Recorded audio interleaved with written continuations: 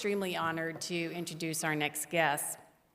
As president and CEO of DuPont, Ellen Kullman leads one of the oldest, largest, and most innovative companies in the world. Since becoming DuPont's first female chief executive in 2009, she has steered the company from a well-known chemical supplier to a global science company. Her smart, energetic leadership is credited with turning around DuPont's financial fortunes and expanding its reach into areas such as food, nutrition, and alternative fuels. Fortune magazine named her the fourth most powerful woman in business in 2011. She regularly appears at the top of rankings for most powerful and influential business leaders in the world. Her main focus as CEO has been to move her company forward, to ask, as she did in an interview recently with Bloomberg News, not just how things are, but what could they be. As we consider today the next human leap, we're looking forward to hearing from this dynamic and innovative CEO about what could be. Please join me in welcoming Ellen Kullman.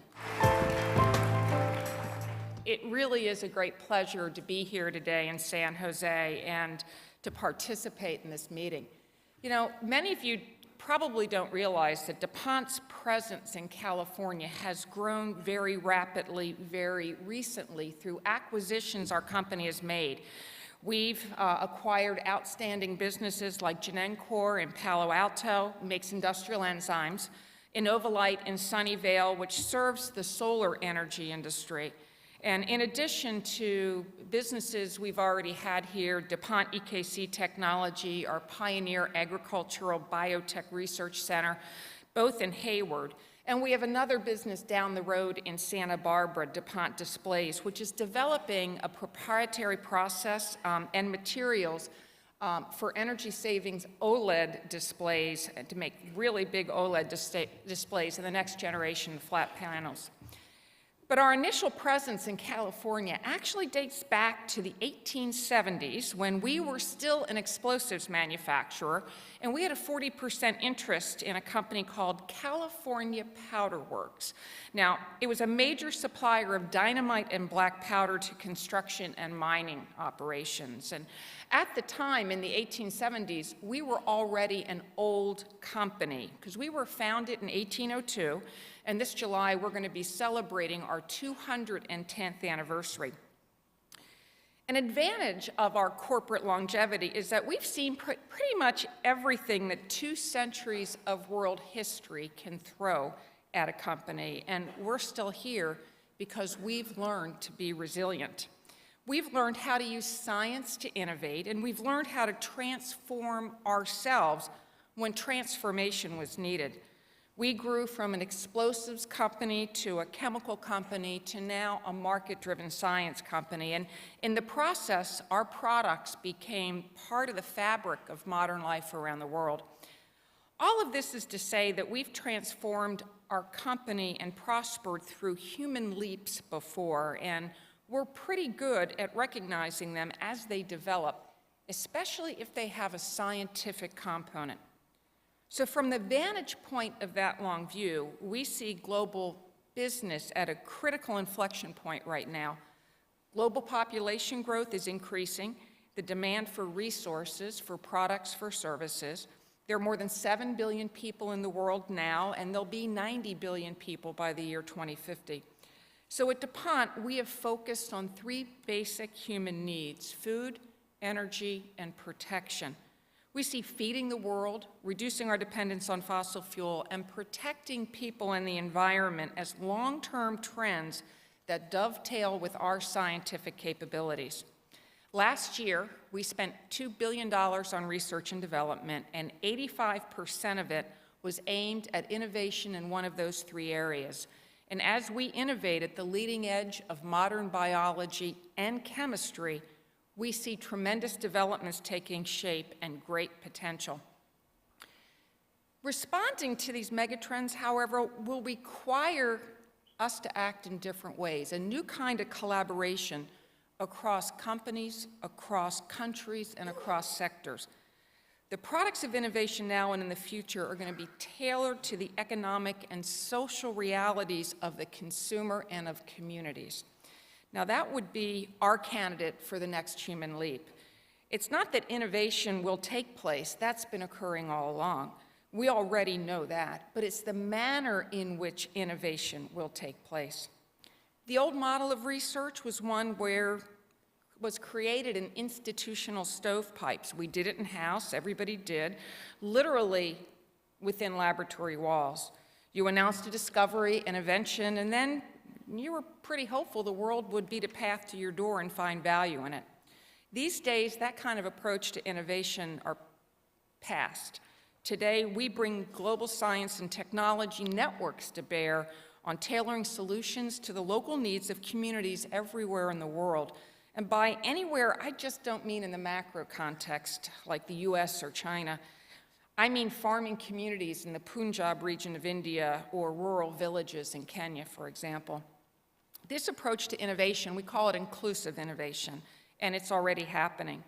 And when we say that, what we mean is the cooperation among all those who will benefit directly from the product.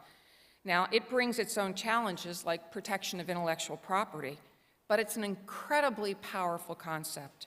So why do I consider that an important leap?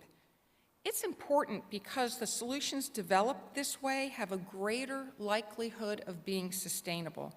And it's important because inclusive innovation will advance the goals and objectives of specific businesses and also local communities and the hopes and the dreams of the people who live in them. To make inclusive innovation happen, you've got to rely on 21st century science, but you have to add to it 21st century business and 21st century information networks. And no one company or government or one region of the world can address these global challenges alone. And it's going to take many of us working together to achieve the potential. Collaboration is essential. We talk about it in the concept called a global collaboratory. Now, first of all, I hate to use words that you can't find in a dictionary, so I made sure that collaboratory was a real word, and it is. I know, I'm kind of quirky that way. It's a virtual laboratory, meaning one without walls, and it is about bringing together partners and ideas from different regions and sectors to create solutions very specific to a local market, a local customer, or a local consumer. And global does not mean a one-size-fits-all approach. Developing countries are building their own futures on their own terms. And to capture that growth, companies have to listen well. They have to acknowledge the reality of the human need at a local level, and they have to innovate very close to their customers. So how does it work in practice? And let me give you some examples. The first one shows how our businesses are bringing modern bioscience to bear in solving the problem of smallhold farmers in Africa. It's in our nutrition and health business, and they call on dairy farmers around the world. But in Kenya, the issue is that 30 to 50% of the milk never make it to market because it spoils, and they don't have enough time to get it there, especially the evening milk. So we've been working between the Danish International Development Agency, a local university, Egerton University in Kenya, and we've developed a new enzyme technology that can slow the onset of microbial storage. Working with the farmers themselves and the university and an aid agency, we've been able to help smallholder farmers double their incomes and reduce their waste. Has a tremendous impact on them personally and the communities that they operate in. And closer to home, an example would deal with cellulosic ethanol. This year, we expect to break ground for a biorefinery based on cellulose, Stover, in Iowa, where we've been collaborating with Iowa State University and local growers and producers. The raw material for this plant is corn stover, not the edible kernels of the corn. It's all the stalks and the leaves and the parts that are left over on the ground after harvest. Breaking down that cellulose and those sugars that can be used in an industrial scale fermentation is no small miracle of science. And our scientists here in Palo Alto, and some of them are joining me here in this room today, have developed great technology to enable just that. We've coupled that with what our researchers on the East Coast have developed, and we've seen a significant increase in our ability to convert corn stalks and leaves into ethanol. So this technology's created a real technology packet that's been customized not only for this biofuel, but can be customized for other biomass. And we're actively working in several regions of the world while we simultaneously work to build and license the assets that will create the commercial volumes of cellulosic ethanol. So projects like these aren't for the faint of heart. We've been working on the technology for 10 years. We've invested more than $200 million, and when it's done, we'll be producing 28 million gallons of ethanol a year from material that otherwise would have been plowed under. We're also applying the concept of inclusive innovation to designing solutions for our industrial customers, including large global companies. To work with them, we're expanding our presence of what we call DuPont Innovation Centers. It's really a way to connect our science locally. We pioneered the idea in Nagoya, Japan, when we opened a small center to really show participants in Toyota's value chain the power of the advanced materials of DuPont. And today, we receive over 120 visitors a month to that center to connect into DuPont science and technology to help solve problems not only in the automotive industry, but also in the electronic materials space as well. The process of collaborating with customers has created a new product growth pipeline that's benefited my company in over $100 million of sales to date. So we've replicated that experience and by opening centers in South Korea, Taiwan, Thailand, India, Mexico, and Brazil, and either targeting emerging industries or industries such as electronics or auto. The key to success of these centers, though, is the connectivity. It's that any customer or partner who is there can connect to any DuPont scientist or engineer anywhere in the world to help solve their problems. And so it creates a tremendous amount of energy, and it creates a tremendous amount of innovation for our company. So we don't have a lock on inclusive innovation. The concept will continue to evolve as other companies and institutions adopt the model. But any idea that can help solve the problems of whether it's a dairy farmer in Kenya or a major auto manufacturer in India is a powerful idea. And it's all possible because of the inherent power associated with inclusive innovation. So as you develop your own approaches or encounter opportunities to collaborate with others, there are 4 characteristics that we've learned that I think you should keep in mind. First, it has to be local, capable of reaching and listening to and interacting with customers and consumers who use the finished product and who benefit from the intended solution. Second, it has to be knowledge-based, with the solution arising from an understanding, an in-depth understanding and appreciation of the customer's actual needs. It has to be collaborative, third, with information and ideas coming from all the stakeholders, just not the customer. It has to come from all the stakeholders. And with that, they have not only an interest in the outcome, but an interest in making that outcome occur quickly. And fourth, it has to be sustainable. Now, sustainability is becoming a non-negotiable element in a world of dwindling resources and increased competition for what's available. So for those of us in companies that rely on science, for new products, for competitive advantage and sustainable solutions, these are very exciting times. And we have to have the ability to customize innovation in ways unavailable to us a few decades ago. We can engage larger portions of the world's population that traditionally had been beyond the direct reach of our innovation processes and help contribute not only to the world, but to their local economic development. So this is a human leap that may not be visible to everyone, but when we succeed in making it, its impact will be felt by all. So thank you very much for your time today.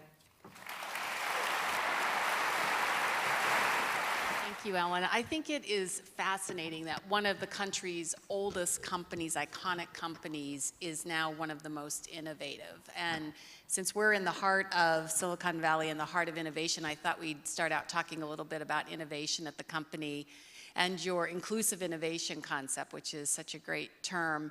How has that, from an internal perspective, how have you really brought that to life internally so that each of your associates can understand and really embrace that concept and bring it to life in the ways you described?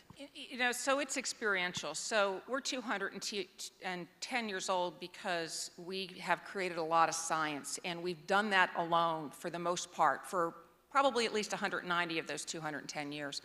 But about 15 years ago, I had experience that really opened my eyes to it. I literally had a head of technology and the head of marketing for a major customer come to my office and sit down and beg that we open up our research laboratories to them. They described a problem that they couldn't figure out how to solve, and they knew they couldn't solve it alone. And we were like throwing stuff over a wall to each other. And so we figured out, it was really the first experiment we had in it, and there were a lot of naysayers. How do you protect your intellectual property? How do you not just socialize the technology? How do we really divide the benefit between the two companies? And it really turned out to be a very powerful example to the company of the power of inclusive innovation. We got to the solution faster. There was tremendous value for both parties involved, and it really opened our eyes up to that power. And so it was an experience that really allowed our research and development community to really open their eyes of a very different way to innovate. And so we've been edging it forward ever since then. And in that same vein, in Silicon Valley, we often pride ourselves on the availability and the combination of academia, government, and business together. And we think that collaboration really creates this unique platform for innovation. And as you have businesses in California, can you speak a little bit to, as you take that innovation forward, the power of that combination for your company in California? Yeah, so government sets a lot of tone, right? They create an environment in which innovation or research or manufacturing can take place. They can, from a research and development standpoint, they can be very helpful.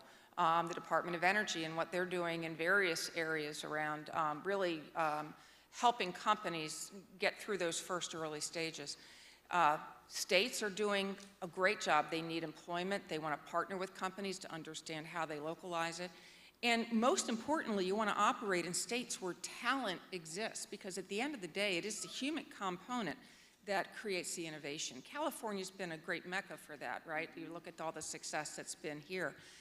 But it is partnerships with universities, with governments, with other companies that creates that. But there has to be a common goal. You really have to fundamentally get agreement on what the common goal is. And it changes during the development process. In the beginning, it's very different than it is when you're in the commercialization stages.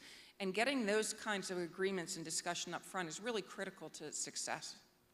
Interesting. As the previous two discussed, education is always a big topic in California, and the potential decline of our education in California. And with your company and the needs of your company from a science and research perspective, how have you all engaged on the education question and what we need to do as a state, maybe as a country, to ensure that we get the graduates that DuPont's going to need going forward? I volunteered for the President's Jobs and Competitiveness Council. Now, who thought that jobs and competitiveness would be bad, but apparently there are some people that do. And I volunteered because I was really passionate about two parts. And that is the partnership around innovation that we need to do. The patent office is critical to that, and education. 14% of our young people today entering college have the intent to pursue education in STEM, science, technology, engineering, or math. 14%. We need that number to be 25% or 30%. And you couple that with the fact that 40% of them wander away from that major at the end of their first year. And so we are well behind the curve on STEM education. But it doesn't start with college. It starts in middle school to get kids interested in science and math. And it also starts with the fact that if you don't start in 3-year-olds, with an education, they're not going to be at reading or at math levels by the 3rd grade. And so it is a holistic approach that you have to really focus on. STEM is one of my passions. I happen to be an engineer. I go to universities constantly because right now, I need to recruit engineers, and I figure if they like with the direction that DuPont's going, and I'll have a better chance than the next company that comes along. But that's not the answer. I don't want to be competing with Intel for engineers. I think we need to create more engineers, and we're all of us are partnering company leaders in a variety of ways. Paul Udalini and Jeff Immelt and I have all committed, among other companies, to double the number of engineering interns we're hiring this summer. And so if the kids see there's a job there and there's interesting work there, they'll stick it out with the education. And so there's a lot of things that we can do, but it is an imperative for our country. Absolutely. If I can shift just a little bit now, you talked about one of the major areas is environmental protection as a focus of the company. And a lot of companies over the years have really looked at that as the right thing to, maybe first a nice thing to do, then the right thing to do. Can you talk a little bit about your thought process about that evolving into a business strategy, not just a good thing to do, but the business strategy around that? You know, so first people approach sustainability as a footprint reduction, and then it really became it's not just the denominator, it can be the numerator as well. We work with a lot of companies in the automotive industry and lightweighting vehicles for higher fuel economy. I mean, that's a win-win. Advanced plastics in lieu of metals, actually they last longer than the metals these days, and plus the lighter the car, the higher the fuel economy. So we look at it as an opportunity as well as a necessity. I think the world's a very transparent place today. Communities we operate in want us to be a good neighbor. They want us to partner with them in that. And we have to be very transparent on what our emissions are, on how we're engaging in the local community. At the same time, our customers are coming to us as we have found ways to be more energy efficient. In the last decade, our energy use is down 6%, while our volume increased 40%, saving the company close to $6 billion in energy cost. And so that's quite an equation. And so we are helping our customers, you know, learn from us. And because it is something that I think is really a necessity for the United States to maintain a competitive position in the world. And that's one of the ways we can do it. I think it's so important. All customers are more informed and more engaged with their service providers or whatever providers. So the fact that you have that as a forefront, I think, is another piece of innovation, which is terrific.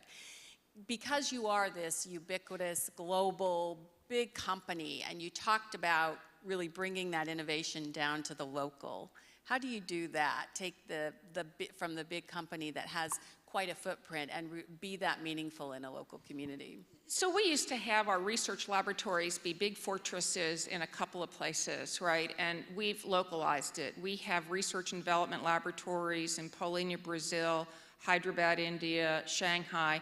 And then we dot smaller research or innovation centers in smaller areas around the globe. And we staff them with application development engineers, or in the case of agriculture, agronomists, who work with local customers on solving their needs, because their needs are different. And, you know, I personally have walked in farmers' fields on 4 continents in the last 12 months, and really understanding how important it is to localize our science to be successful in that area. So we had to change our entire research and development model from a centralized fortress mentality to a very localized, connected, engaging kind of model in order to continue to grow and continue to be successful. That's a good trend for more companies, I think, to think about. What are the global issues that are top of mind to you as a CEO? Just the global trends that are happening as you operate around the globe. You know, so it is around the stressors on the world that the population growth, that's occurring. I mean, 150,000 people are born into this world. There's 150,000 more people today than there were yesterday.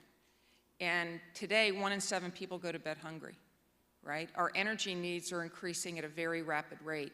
And we're populating these mega cities around the world, you know, cities of 10 million that we've never heard of in China, where safety and protection and environmental issues abound. And so science can help bridge that gap.